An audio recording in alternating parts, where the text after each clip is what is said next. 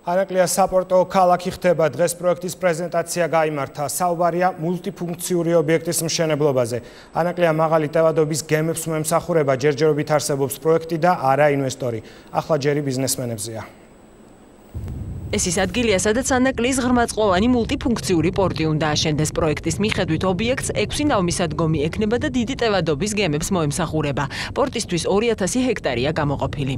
ამ პროექტის რეალიზებით მე დარწმუნებული ვარ, რომ საქართველოს გავლით გადაზიდული ტვირთების რაოდენობა მნიშვნელოვნად გაიზრდება. ეს არის ჩვენი მთავრობის ერთ-ერთი ყველაზე ამბიციური გეგმა. მთავრობის მეთაური დარწმუნებულია, რომ პორტი სატრანზიტო ლოგისტიკურ რუკას შეცვლის. პრემიერის განმარტებით ობიექტი საქართველოს გავლით საკონტეინერო ტვირთების გადაზიდვას გაზრდის, რაც ქვეყნის ეკონომიკაზე აისახება. ამ პორტის აშენებით ჩვენი კორიდორი, რომელიც არის აუცილებელი და მისი პოტენციალი არის გამოუყენებელი ამ დროისთვის. მოგვეცემა შანსი, რომ ეს პოტენციალი სრულად გამოვიყენოთ. ჩინეთიდან ევროპაში კონტეინერის გადაზიდვას დაშვება მხოლოდ 17 დღე. ეს არის უმოკლესი გზა მთელ სოფლიოში. ამ ეტაპზე პროექტის განხორციელებაში სახელმწიფოს ფინანსური მონაწილეობა არ იგეგმება. გეგმის მიხედვით ანაკლიის პორტი მთლიანად კერძო კაპიტალით უნდა დაფინანსდეს. ძირითადი გათვლა მსხვილ უცხოელ ინვესტორებზე კეთდება, რომელთა ვინაობას მმართველი გუნდი ჯერჯერობით არ აკონკრეტებს.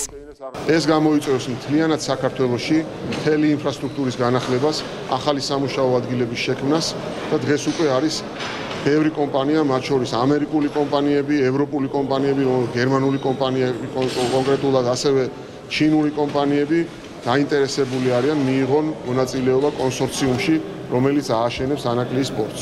ანაკლიის ღრმაწყლოვანი პორტის პროექტის საერთო ღირებულება არ კონკრეტდება, თუმცა წინასწარი გათვლებით რამდენიმე მილიარდს ითვლის. ეკონომიკის მინისტრის განმარტებით პროექტი 7 ფაზისგან შედგება. პირველი 3 ფაზა 12 წელზეა გათვლილი და მიზნად ისახავს საკონტეინერო ტვირთების გამტარიანობის 40 მილიონ ტონამდე გაზრდას. ღრმაწყლოვანი პორტისთვის ანაკლია 10 ადგილიდან კვლევის შედეგად შეირჩა, რომელიც იაპონურმა კონსორციუმმა Oriental Consultants Company Limited-მა ჩაატარა.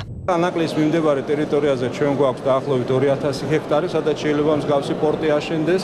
არის ზღვის კანიონი შესაბამისი სიღრმით, ამიტომ ამ პორტს ექნება შესაძლებლობა, რომ საქართველოს შავი ზღვისპირეთში და საქართველოს შავ ზღვაში შემოვალი პანამაქსის ტიპის გემები მიიღოს. ანაკლიის პორტის პროექტი მნიშვნელოვნად მიაჩნიათ ნაციონალურ მოძრაობაში, თუმცა მმართველი გუნდის მხრიდან მისი სისრულეში მოყვანა ეჭვებათ. საპარლამენტო უმცირესობაში ამბობენ, რომ ანაკლიის პორტი ერთ-ერთი იმ პროექტთაგანია, რომელზე მუშაობაც წინა ხელისუფლებამ დაიწყო.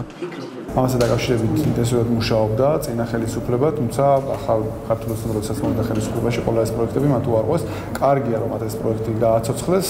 მე დიდი იმედი მაქვს ამ პროექტთან საბოლოო ჯამში რაღაცა გამო, იმიტომ რომ ეს ძალიან მნიშვნელოვანია საბოლოო ჯამში ქვეყნის განვითარებისთვის და სერიოზული სტიმული იქნება ქვეყნის ეკონომიკის წინსვლის. თუმცა არ ვარ დარწმუნებული, რომ ხელისუფლების პროგრამებში ამას საერთო პერსპექტივა აქვს. ეკონომიკის მინისტრის ინფორმაციით ანაკლიის პორტის მშენებლობა სავარაუდოდ 2015 წლის შემოდგომაზე დაიწყება. პირველი ფაზის დასრულება 3 წელი დაჭირდება. ნებისმიერ დაინტერესებულ ინვესტორს კი უკვე დღეიდან აქვს შესაძლებლობა ეკონომიკის სამინისტროს მიმართოს და საკუთარი ინტერესი დააფიქსიროს. განაცხადების მიღების ბოლოვა და 2014 წლის